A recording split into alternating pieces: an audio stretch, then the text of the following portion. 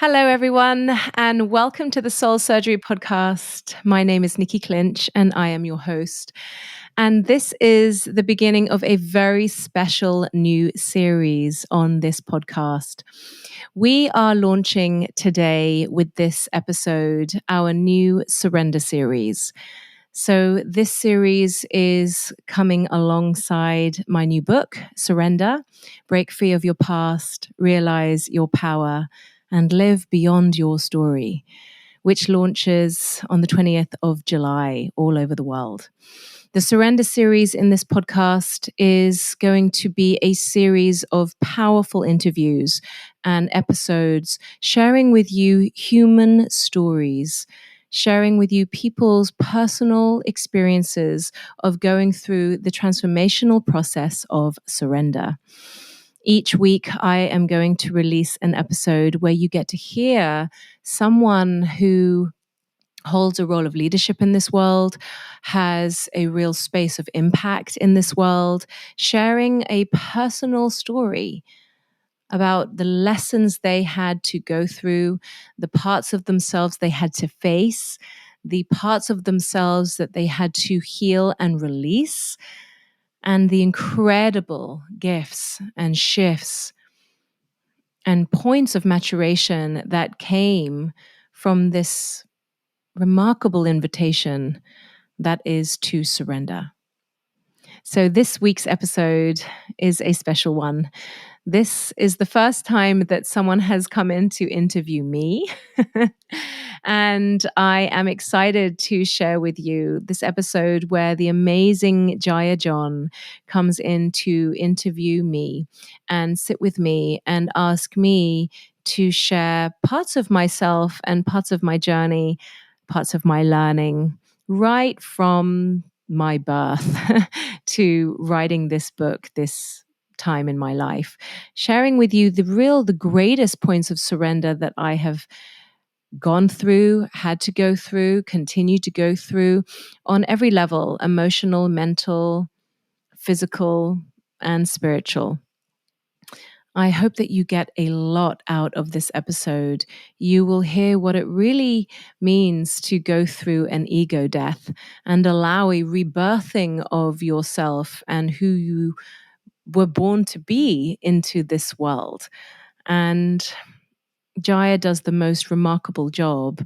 Within the first 5 minutes, he has me in tears, which is just an absolute sign that he gets straight to the truth. So I hope that you find this episode useful. Please do share with me any aha moments, insights, breakthroughs, shifts in perception that you receive and that you get from listening to this episode. You can share with me by writing to me on my website, www.nikkiclinch.com. You can share in the comments below the YouTube video on Soul Surgery Podcast YouTube channel, or you can please just write to me on Instagram or on my social media, DM me or write a comment in the comments below when we share it on IG. Also, Surrender is now available all over the world. Please do buy this book. I wrote it for you. I wrote it for your transformational process. I wrote it for your deepest healing. And so I hope that you are ready to receive that and gift yourself with this awakening. So without further ado, on to our first launch episode of the Surrender series. It is myself and Jaiya John. Thank you very much for listening.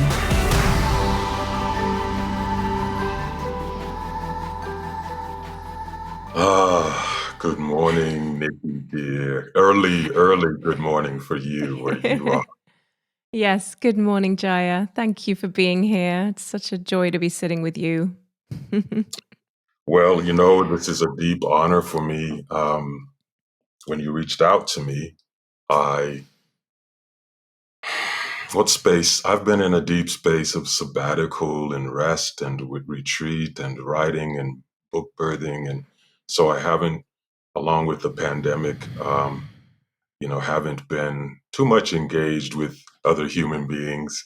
And when you reached out, and you began to share your vision, my heart immediately opened and was moved. And I felt like, oh, Nikki, this will be such a sweet and priceless, gift for me to be able to support you in this way Mm. and wonderful work that you're doing, the lives you're touching, and this incredible book journey, which is just nascent and newborn and beginning. And so, Yeah. what a sacred honor for me to be able to sit with you, um, to gather with you, to commune with you, and more than anything, to listen, to bear witness, to behold your truth and your journey so that others can do the same. And so I Mm. thank you forever for thinking of me and trusting me for this moment. Thank you. Ah, thank you, Jaya. Thank you. You're welcome. You're welcome. So I am feeling moved to ask if I may bring us into a beautiful, tender place. For you in particular, as we begin, I would like to speak your full name Mhm. and hoping that it will bring us back to this divine moment of your beginning. Maybe the first surrender is that of conception, of being brought into the world, and your early moments in life, you, Nikki, as a little girl, you began this journey somewhere. And so if I may speak your name, Yep. Nicola Yep. Pauline Mhm. Lucinda Mhm. Clinch. Nicola Pauline Lucinda Clinch. Mm. Ah, it is so rare for someone to call me that. It is so rare for me to hear those words. Yeah. How does that feel? Feels emotional and vulnerable. Makes me realize, makes me realize that you know somehow, unintentionally, unconsciously, there's a detachment that I have developed, being Nikki Clinch, almost like a character that is slightly separate from the one that was born. Um, it brings up all sorts of emotions, even hearing my Chinese name, Bolin. You know, Hello. it was only really in the last 2 years that I really started to drop deeper into the roots of my Asian heritage. You know, how, being brought up, conditioned to want to be white or to be white. I feel emotional. Mm, So even really surrendering into my Chinese roots, and welcoming that name that was given to me by my grandfather, that was given to me. Lin is the family name. It's all the girls in the family have been named by my grandfather, and Lin means jade. It means precious jade. It's the stone mm, of my ancestors, and Po means victory. wow. um, and so it makes me even realize how much even in the pores of my being, there's still a slight separateness from fully embodying that Chinese gift, that ancestry, that inheritance from my grandfather, you know? Yeah, my birth. My birth it was a complicated time, and I don't I've done some deep work around being in my mother's womb, and it was a very traumatic time for me. Um, and there was immediately a split that happened. My mother suffered mental illness and went through a deep trauma when she was pregnant with me. And I actually have been honored enough to go to that point in some deep work with plant medicine and also in shamanic work, of experiencing the level of fear that I felt in the womb and the rejection. I experienced in the womb. And it was almost like that was the beginning of the surrender for me, because I I am already from then developed this, it was pre-verbal obviously, but this survival behavior to of how I was going to get by in this world, that somehow I was going to have to be strong and a warrior, and I was going to have to be on my own somehow. And so I remember this experience of coming into the world as if I didn't really belong to anyone. Where are my people? I Mm, actually had this experience. It's like, but where are my people? And that has been a very, very deeply rooted, it's like a cloak that I've worn my whole life, that I've had to continually do deep work to to find, or to come home to that soul connection again, that disconnected very young. mm. Yeah. Thank you for that. I knew I was going to be crying through this whole thing. And wow, I'm listening to you, Nikki, and hearing so much parallel with my own Mm, journey. And you interviewed me. You I sat with did. me. Was it a year ago? Yeah. It was a year ago. Okay, and I remember one of the things that still reverberates within me is you speaking briefly about that disconnect in a cultural sense or an Yeah. ethnic sense in order to fit in, which is what the world does to us, yes. Yes.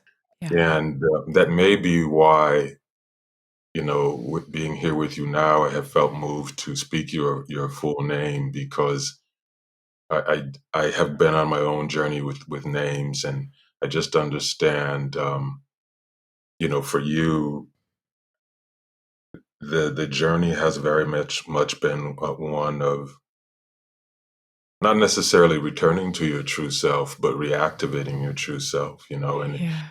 and in your book, um,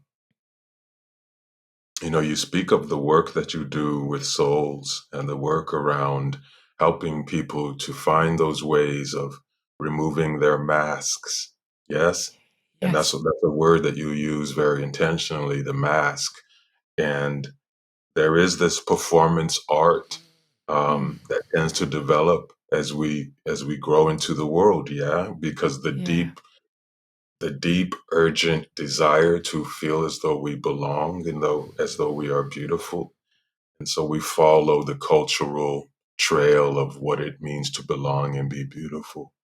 Yeah. And so and so for you to share about this experience in the womb, I know that it touched me, and will continue to bless me in many ways, as well as those who will be listening and reading your work. This idea that we actually need to love ourselves as far as going back to the beginning. Yeah. Yeah, and just honestly, Absolutely. and the emotions will come, Yeah. but to go back to that beginning. And Hmm. so I say all that, precious stone jade, uh, to bring us to this central heart question for our moment together. Your book is titled Surrender: Break Free of the Past, Realize Your Power, Mm. and Live Beyond Your Story, which is again that mask, that construction. Yeah. So I imagine that this book has been growing in you all of your life, would you say? Oh, 100%. It's so interesting. I had this experience. I've actually almost been signed in a book deal for 4 years prior to Mm, this one. And each one was a different book that I was proposing, and each one fell through. And I was even signed to write another book based on the character that I had created of myself with Hay House, called Warrior Woman. And 3 months into that process, I did. I went back to this point in the womb when I did this deep work, and I was invited to feel the depth of the fear that I felt in that moment. And it allowed me to reconnect to myself, to the original point. And when I came out of that healing, I started writing the book Warrior Woman, and it felt so wrong. Everything about it felt wrong. I wrote 50,000 words, and I was like, this isn't right. And I sat with my editor and I said, I'm so sorry, but this is not the book that I was born to write. And she was so amazing. She said to me, you are clearly going through a metamorphosis. I think we throw it out. Let's get rid of it. Let's get rid of the title. Let's push your publication date back. All I care about is that you write the book you were born to write. Wow. And that night, I literally threw out, I deleted the entire manuscript that I'd written, and I cried all night. And I literally I spoke to God and I said, I don't know how to do this. What am I going to do now? And the next morning in meditation, I swear, the entire download of surrender came through. And I had the whole outline in front of my editor within a week. And she just looked at me and she was like, whoa, where did this come from? Wow.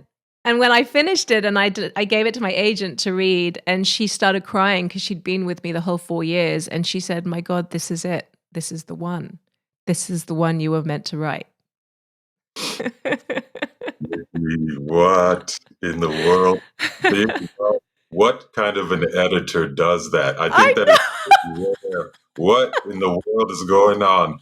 That's a miracle. Big love to your editor. That's a miracle. She is. You know, That was be, a miracle. what it was in that moment was her choosing, instead of control impulse, for her to surrender. Yeah. She surrendered so that you could birth surrender. Yeah. What a beautiful story. Yeah. Wow. So 20 years ago, you, in the book, you describe arriving at what you call rock bottom. Yeah. Rock bottom. Rocks aren't soft. Um, can you share with us? There's the telling of your story. In other words, the chronological events that occurred and the suffering you were in. But also, can you share with us your understanding now of what your actual soul and spirit were going through in that prior season that led to that rock bottom moment of surrender? Yeah. Thank you. And this is exactly why I knew it had to be you to sit with me, to ask me these questions. Because of course I've been asked that question so many times, and the telling of it almost becomes a story. Correct. But that is not, the living of it was not anything like a story. Correct. On a soul level, I just didn't want to be here anymore, living like that. I couldn't continue living in that way of suffering and lying and pretending and hiding and running and escaping. I just couldn't. And I was prepared to leave this earth than to continue living in that way. I didn't know it at the time. At the time, it just felt like my whole world was falling apart. I would wake up in the morning and I couldn't not cry. I would just cry at the thought of having another 40 to 50 years being me. It was like torture. And I felt so alone because nobody really knew what was going on inside of me. No one on this earth knew. And I didn't have any words to express it or to communicate it. because I didn't have that language or that awareness yet. It just felt like absolute torture, internal human suffering, pure suffering, Pure suffering. Mm. pure suffering. And every day I would get up and I would try my hardest to put the mask back on, to somehow get through this day called life. And my soul was just breaking. It was just breaking. And I feel, and I really do feel like it was a blessing. I was blessed enough to be hit like a ton of bricks and break. And break. Oh, grace, grace, grace. Yeah. I heard you say that you felt so alone, Mhm. as though no other soul in the world could really comprehend what you were experiencing. I imagine that you had, as you do now, many people in your life who loved you. Mhm. Did you experience any sense of shame or guilt about intellectually knowing you were loved, but at the same time feeling so ardently alone? Yes. I would say the word would be self-hate. Mm, I felt deep, deep self-hate and yes, shame that I I not only couldn't let that love in, I absolutely was repelled by it. I was repelled by it. I just wanted anybody who wanted to love me to either get away from me or or I would fight them mm, at both the same thing. And then I would be drawn to people who would treat me bad. And it was just this, and all the time, just feeling this self-hate. I write about it in the book. I say very clearly, it wasn't the drugs or the bulimia or the alcohol or even the sleeping around. None of that was what was killing me. What was mm. killing me was that I had lost all sense of worth inside. Yeah, yeah. A hopeless place. Yeah, absolutely hopeless.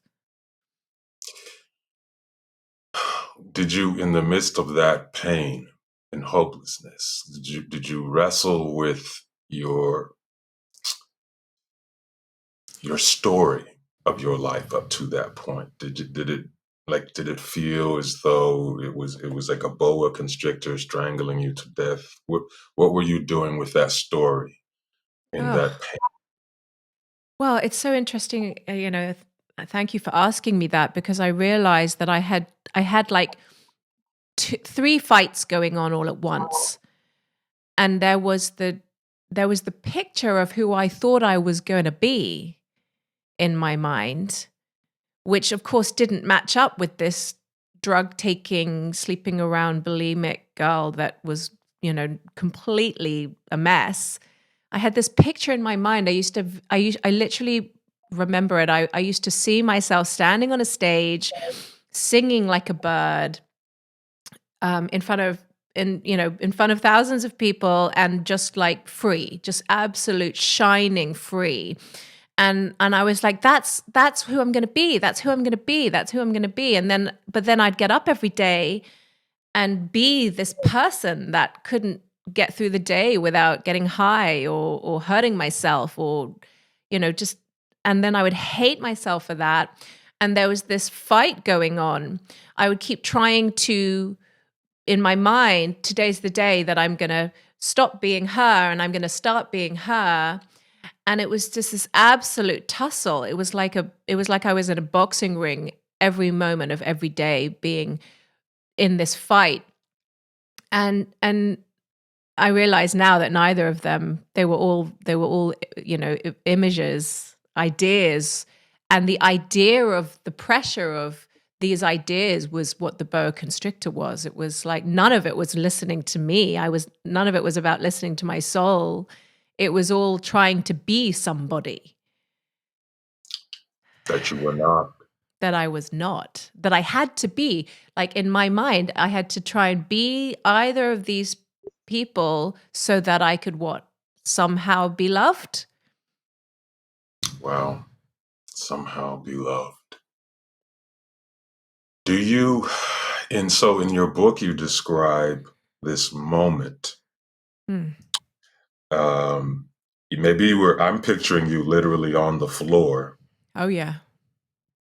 in that like the fetal pain, but this moment where you experienced this presence come into you, sit next to you, this divinity, this source serenity, which you describe as an unprecedented peace. Can you please share with us that moment? Do you know, I still, I can still feel that moment like like it's here. It was so powerful. You know, when I was physically on the floor. I actually fell physically to the floor, like something had pushed me and struck me, and I just fell. And I was on the ground, and it felt like a cyclone of a storm moving through me, of emotion and terror and pain. And then, right in the center of the cyclone, it just went quiet. Just went so still, like nothing I had ever experienced. It just went quiet, and I just found myself in that quiet, being able to say words that I'd never really thought or been able to say before, and that was, I want to live, but I Mm. don't know how to do this.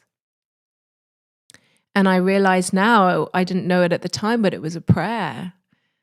And I just, it was like something came through and just held me in that space. And it gave me this courage that I'd never experienced before to get up and go and get help. Like and it literally shifted the trajectory of my entire life. When I look back on it now, that was the moment. And it began with me being able to say to myself, to my soul, and to God, I really don't know how to do this. Please help, but I want to live. I don't I don't know how to do this. Please help. I want to live. Yeah. I I'm feeling that, receiving that as a mantra really for activating surrender, one's own surrender. Those sound Yeah. like powerful, you know, keys turning that lock. I Yes. want, I don't know how to do this, admitting Hmm. I need help, which is an Hmm. acknowledgement and a request. Um, I want to live, which is a declaration. Yeah. So what I'm hearing you say is that prior to that moment, you had always sort of yearned for, desired, asked for, maybe you could say even prayed for, to become this person that you had this image, this cinematographer first kind of image of yourself, Yeah. and it was a glorious image, right? A beautiful image, one that's serving souls and living out this ministry. Um, It but was it very was, seductive. It was very yeah, seductive. okay, and you asked for it and asked for it. Each day when you woke up in the morning, to whom or what you were asking is maybe another question, but you were wanting that. But the moment you asked not for that, Mm-mm. but prayed to continue to live, Yeah. and you humbled yourself in acknowledging that you didn't know how to live. The moment des- your your want became prayer, you Yeah. received an immediate response. Yeah. Immediate, It was, instantaneous. yeah, it was immediate. Absolutely. And it was like it was like my whole being just was released of these shackles of having to know it all. Like I really genuinely convinced myself that I know how to do this. There was this continual arrogance of knowing that was Mhm. running my world, and that moment of pure humility was like being able to breathe again. It's like, oh, thank thank goodness. And why do you feel it's so hard for us to break and crumble and be humbled? Why do we it seems to plague us as a humankind? Yeah. I think for many reasons, I think that we are wrongly educated, that there is a certain way in which we need to be welcomed into this world and accepted. Um, and I think it is a complete illusion, and it is fed and it is feeding a false sense of power and control. And it's a trap. It's a complete trap. But I also think on a deeper level, you know, when I think on a human condition level, and this is something that I've been really diving into lately, there seems to be this disconnect that occurs when we become identified with the mind, and we disconnect from listening to our soul, to something deeper. And that disconnect continues, and then we spend our life trying to find a way to fix the disconnection out here. Mhm, um and I think the nature of survival as we get older just gets stronger and stronger and stronger, because we have more to keep trying to keep the jig up. We got to keep the jig up, right? It's like mhm, a mhm, one-man show. mhm, um and so the control just deepens, I think. And that is the idea of not knowing is really has a lot at stake. It's like the moment you really are willing to admit to yourself, mhm, I really don't know what I'm doing, it just, the whole thing collapses, the whole show. mm, And, I think on a deep level, and this is one thing that I genuinely feel is a gift, and I know that you know this, to be faced with your own mortality, to be on that edge, is a gift that will stay with me my whole life. My whole life. That actually it has enabled me to develop and discover a new relationship with what living really is, and to life itself. And I think most human beings are so afraid to be faced with their mortality, and thus at the cost of their relationship to life.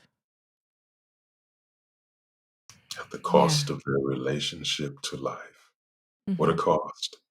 Oh, If yeah. only we would do the accounting, right? We never sit and do that honest accounting. I imagine that I envision many women seeing themselves in you, listen to you attentively, wanting to understand something about how this journey tends to play out for women in particular. The journey of coming into the world desiring belonging and acceptance and love, learning to develop a dramatic story and storyline that they believe is going to help them get those things. That very story then becomes the prison, the cage, and the suffocation. And then that girl seeking to become that woman has to find her way out. And the way out is, as you articulate, is through surrender. But I'm wondering how you feel. What meaning do you ascribe to your journey in the context of being a girl in this world, being a woman in this Hmm. world? What meaning do you take from what you've lived through and died through, as a feminine soul?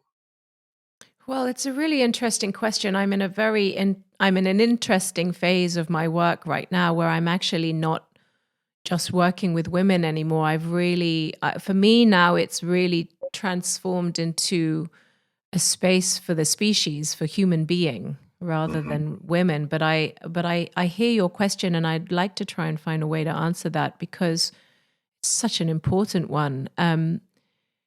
There's just so many.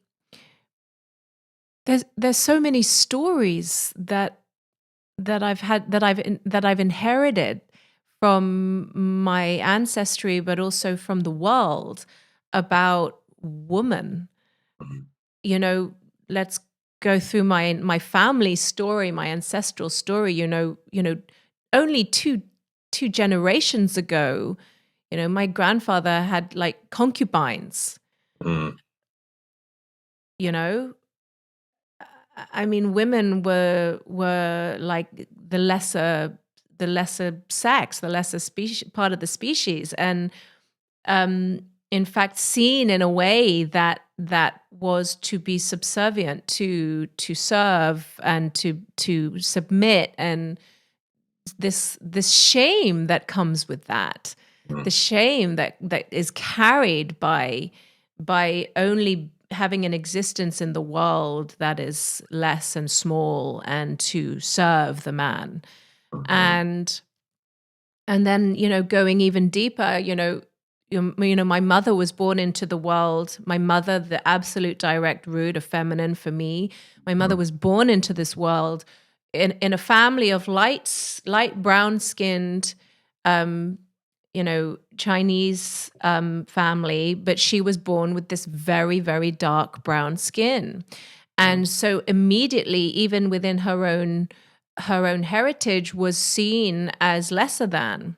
The dark brown skinned girl is seen as almost like the servant, the Hmm. slave. And, you know, the depth of shame and self hatred that she felt inside just from being born, that is something that I have absolutely inherited. I watch my beautiful mother, and God, she's like a phoenix rising. She just has the most incredible heart and soul, but she has not been able to find her liberation in this lifetime. But I will love her. My only goal is that she knows how deeply she is loved before she passes. Yeah. And you know, inheriting this conditioning, these ideas, these stories of who I need to be in order to be a woman in this world, and then the whole relationship with our sexuality. Somehow I see this a lot. Somehow, as a woman, to use our seduction in the world is somehow something we need to have power. And that has been a very painful thing for me to see, that is so disempowering. Um, that what is the possibility of me being able to not be a somebody and not have to perform for anybody and not have to micromanage myself into a mold to fit your expectation or the world's expectation of me. When I take all that away, what's left? Hmm. And that, I think, has been a deeply self-reflective journey for me. There was a moment last year when I was, I'm always on this journey, and I realized after the warrior woman died, and that whole kind of facade, and it was my whole brand, and after that part of me died, that ego death, at Identity, I started to look at the pictures that I had been posting and of myself, and they had all this makeup, and it was almost like there was a veil over my face that separated me from you. And mm, I suddenly realized I don't want that veil anymore. I don't want to put on a veil anymore. I want to be here with you as human. I need to be here with you as human. And so I actually started to take all that stuff away. And I just realized how many layers there are of what we feel we need to put on. And deep down inside, it comes back to the same thing: is, do we know our worth? And I don't mean as in deserving, but I mean really like as a whole being, from a whole place, that if nothing else changes, and we and nothing else if nothing else changes, do we know that we are enough mhm, as we are, you know? And surrender itself for me in the feminine has been such a deep journey as well, because to allow the feminine force to flow through me is to allow myself to be vulnerable, and mm, allow myself to receive, mm, and allow myself to trust in a flow of life that will move through me and that will carry me. Um, and the deeper I go into that, oh, the richer my relationship with life becomes. Um, mm. Also, my husband is very grateful because he he used to say often, there's how can I be the man in this marriage? You're the man. How can I be the man? Oh my goodness. Wow. Yeah. That speaks to, so many cultural currents in the world these days, right? How can I be the man? You're the man. That's pretty profound. Yeah, yeah. Yeah. It really was like a kick in the stomach. I was like, oh God. That is a beautiful um lead point for me into this related aspect that's stirring up in me as I listen to you. So, many men uh, turn toward your insight for help with their own struggle with this dynamic between control and surrender. And as I think many people know, men are so often conditioned to relate to the world through a control Mm, persona, mhm. domination, conquest, control. And you see boys very early on, before they've even begun elementary school, um, already struggling with this story that, oh, I'm supposed to be this in order to be a big boy, in order to be a man, Yep, and so they're already at war, if you will, with their own emotions and yep. emotionality, and the words you used, like receiving. That's a big word for a boy or a man. So can you please share with us all of this truth that you beautifully expressed just now about control and surrender, performance and authenticity within the context of being a woman, being a girl, being feminine, spirit, soul, Mm. appearance. How has that illuminated for you your own sensitivity in being a guide, a tender, compassionate guide for men struggling with their own Yep. control surrender dynamic? Oh, it's shifted my whole world. It has allowed me to see the being beneath the mask.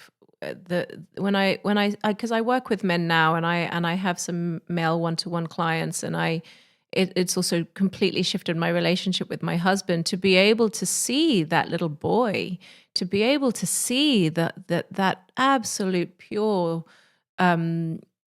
whole space of boy within, and the layers that have had, and I say had to be because it is a form of survival, put in place in order to fit the expectations of family, world, everything, yourself.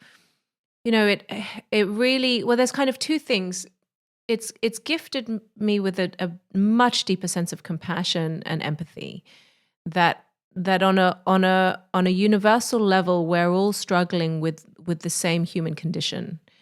And that doesn't change whether you're man or woman, that if you have a mind and you're human, that is an internal struggle that takes place. And so that has really allowed me to see more clearly, past the veils, past the expectations, of what your job is for me as man, and my job is for you as woman. It's like being able to see through into the being beneath that has opened up so much richness and beauty, so much compassion.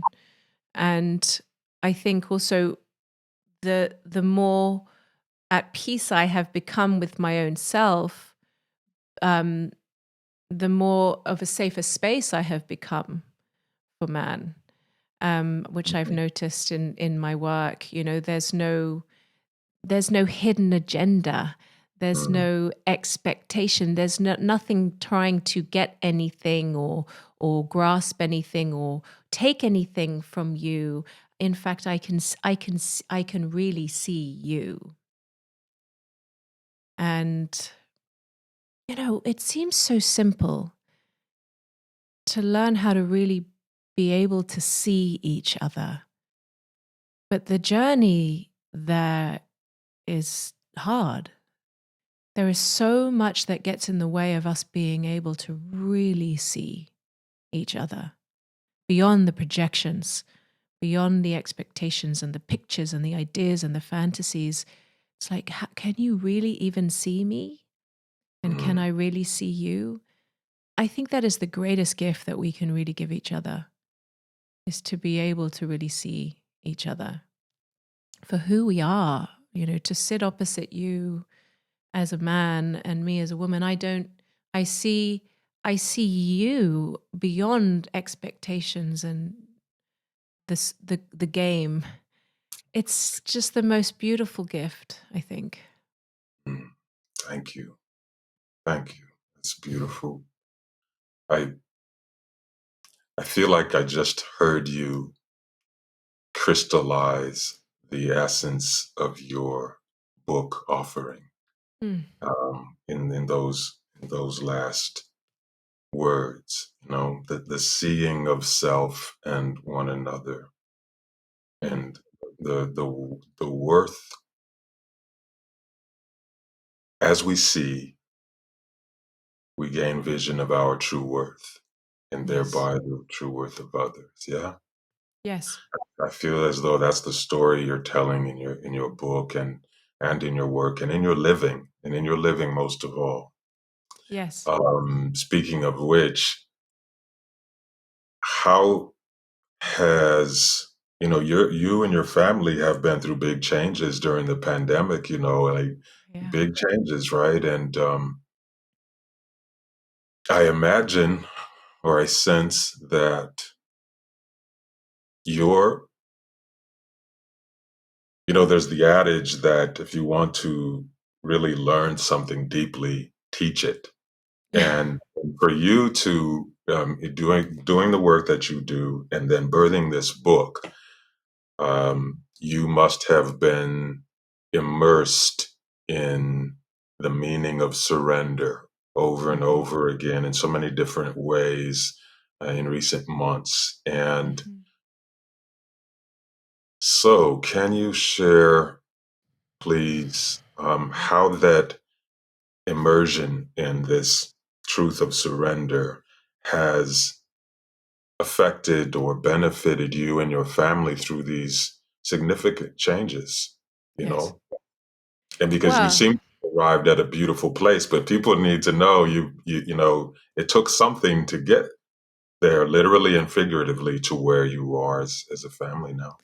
It did. It did take something to get here, and I want to say that the beginning of it happened at the beginning of what I write about in the book. It began the moment that I told the truth to my husband Mm, about our marriage, mm. about how I was experiencing and feeling in our marriage, and then we separated. And I know that sounds like a strange thing to say, but that was the beginning of the birthing of the life that we get to enjoy and be at peace with today.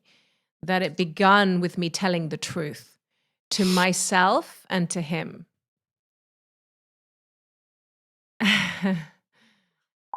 People don't often teach this truth, Oh, that you just spoke. That all the beauty began with you telling the truth. yeah.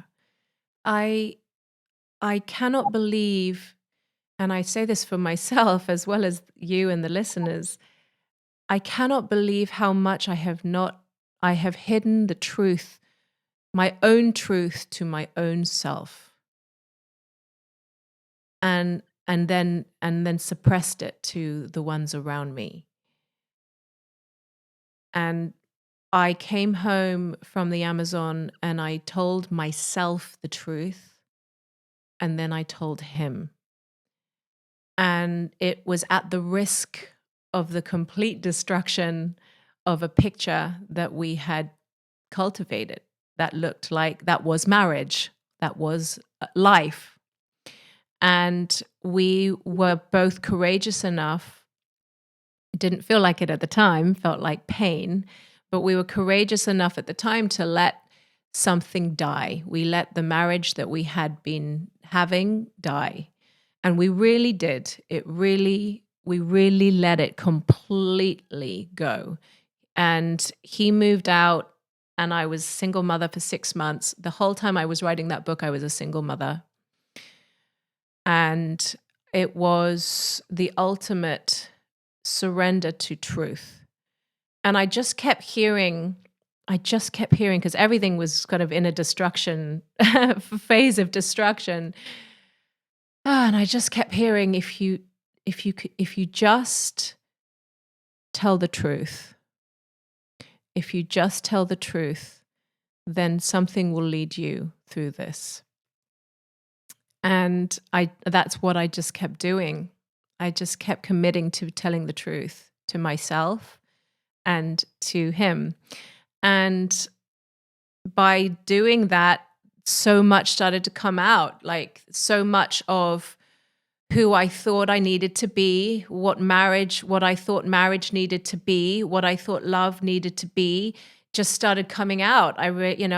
Being able to speak it all, and in doing so, he was able to speak all his truth. And what was remarkable is we didn't realize it at the time. We were shedding Mhm. layers and layers of imagery and conditioning of marriage and woman and man and expectation. And it was 6 months of work. But when we came to the end of it, what was left was, oh, there's Kevin and Nikki. Oh, hello. It's so nice to meet you. It was just this, and it was so unexpected because we were really convinced that we were going to divorce.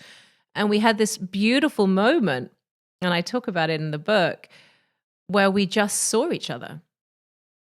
Like the whole Nikki, no suppressed, no hiding, no pretending, and the whole Kevin.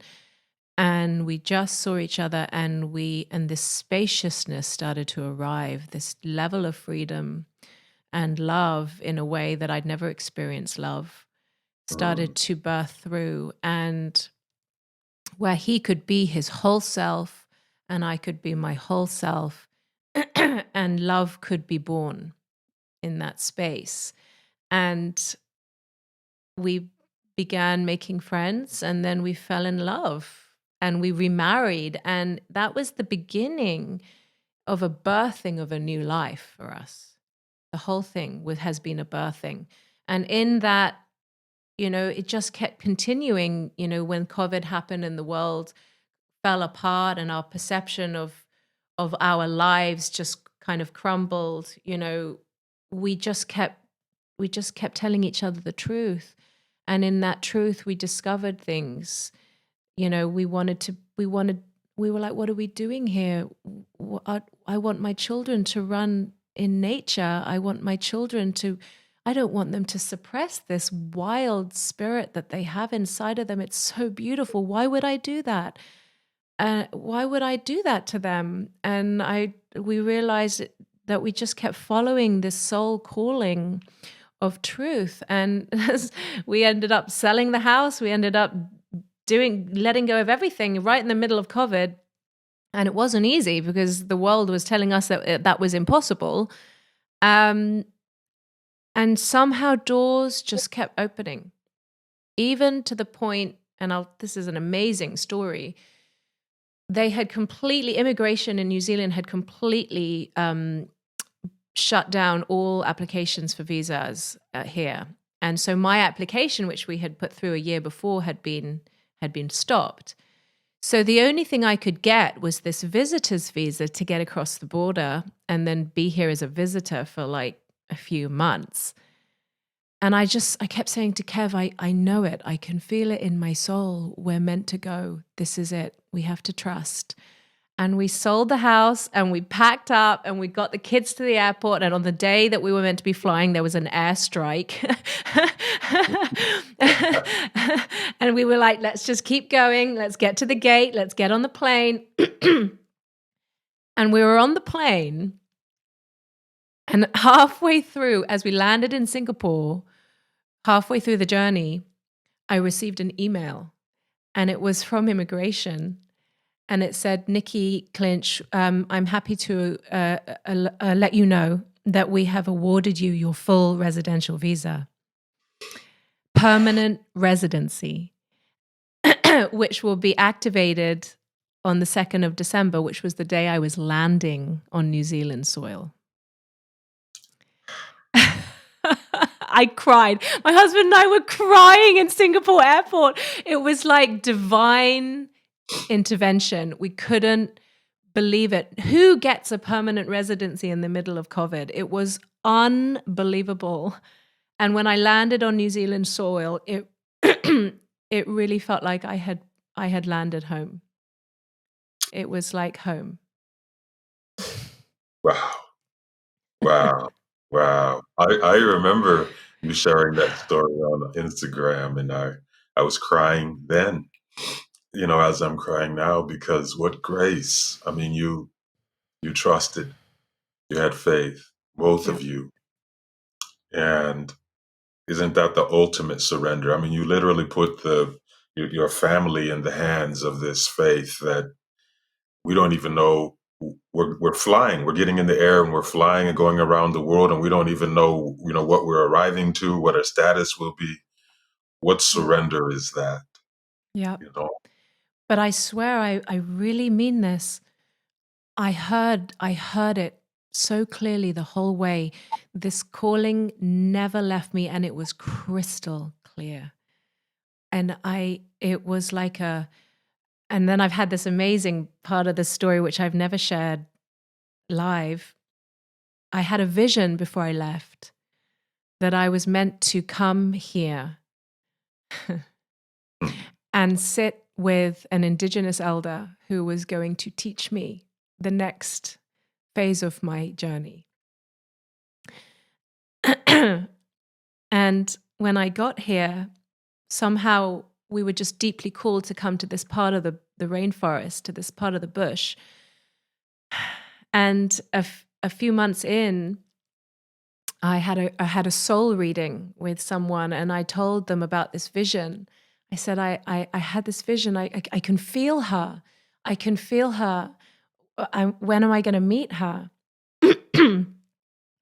And this woman said to me, it was you.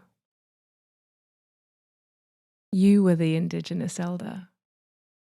That was your land. And it was like I burst into tears because I knew it was true. This is part of me coming home. I have walked this land before. I have done ceremony on this land before. And it was like when I arrived, it was like the land just went, oh, she's back. I could feel the trees and the bush speaking to me. Hallelujah. Yeah, it was That's beautiful. awesome. Yeah, just leaves you in awe just to hear this truth. And you, I mean, you must have. I know that feeling of a land calling to you. How long had the land been calling to you? Because it's Mm, not like you just randomly decided to go to, you didn't throw a dart and say, let's move there. This was calling to you. yeah. It was very strong. And people couldn't understand, why are you going there? Like, that's not the city. Like, it's the little town, about half an hour outside of the city, like steeped in the bush. I just knew, both of us knew. We were like, that's it. That's where we're going. That's our home. And when I walk through the bush and I go for walks regularly and I take the children, it's like it's speaking to me. And I've never felt more alive. I can't believe this gets to be my life. I can't believe I wake up to the sounds of the bush every day. It's like, oh, I get it. I was meant to come here, particularly now with where we are in the collective. I realized it was almost like I was pulled out. I was pulled out from where I was to be here so that I could serve at the greatest, for the highest good during this shift in the collective. That's really what it has felt like. Mm, mm, Mm. yes, I feel you. Nikki, this, um, this feels like a beautiful moment and place for us to seal seal this moment together. It's it's such a gift for me. I mean, an everlasting gift to be able to be a part of this with you. Do you feel? Is there anything? July 20th is a few days away, and you'll be birthing the Surrender series for your podcast as well as the book itself. And I know you'll be going through a rush of emotions, and but you have hope and prayers and dreams for um, all of these offerings to reach souls, the souls that need it and are intended for it.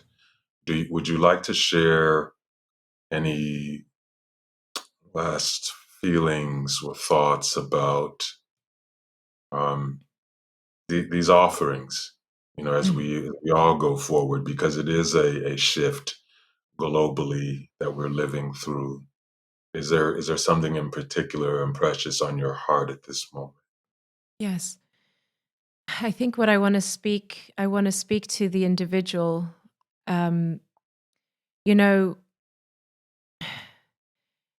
through the struggles, through the pain, through the millions and billions of times that you have tried to make it better or to change it, the things that you are stuck in or struggling with, or the suffering that you may be experiencing. I want you to know that your healing lies in not running away from it, but to lean into it. That the answer is inside of it, that's telling you it's a gateway taking you home to the root. And that now is the time, you know, the value of our lives has been highlighted more than ever this year. The value of life. And your life is sacred. Your life is sacred.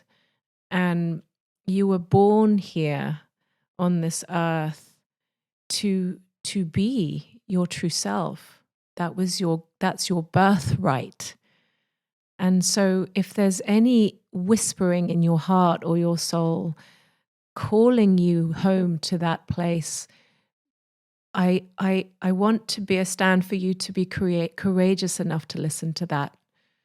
And your healing will come not in controlling more, but in how much you're willing to let go of, how much you're willing to surrender into. And so, yeah, I think I just want to say, please, trust. I hope that you, if you were to buy this book, I hope that you dive in deeply. And then I just want to finish off by saying, there was a moment in the final chapter when I was writing this, when I speak about, when I realized, oh, this was never just about me. That was just the beginning.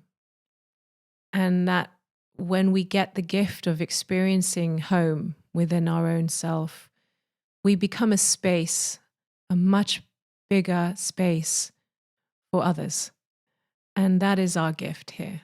That's our work, and that's our love. And that is what's needed now more than ever. So that's my final message. Trust, buy the book, dive in. Yeah. Yeah, your life is worth it. It's valuable.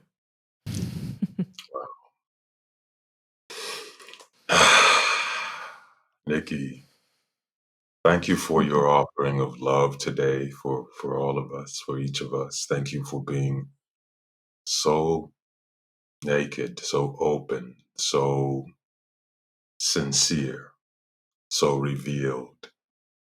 Each of these conditions bears us fruit that will last and be passed on generations. And just know that we as a collective are praying all good things for this journey of the book itself and the truth it carries into the wind. You know, may it land on hearts in a good way.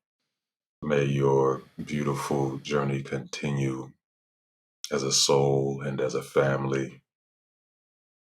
May the seasons ahead find us all waiting more deeply in our compassion and in the bravery it takes to surrender, to release the illusions and the performances, the insecurities that we were taught. May it be a beautiful season ahead for all of us. You have been so gracious, so glorious, so graceful with us today, and I just want to thank you for that in a deep way, in a sincere way. Gratitude lasting.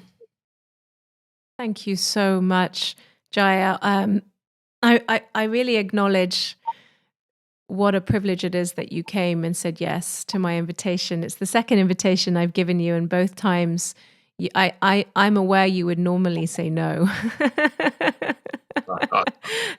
So Yeah.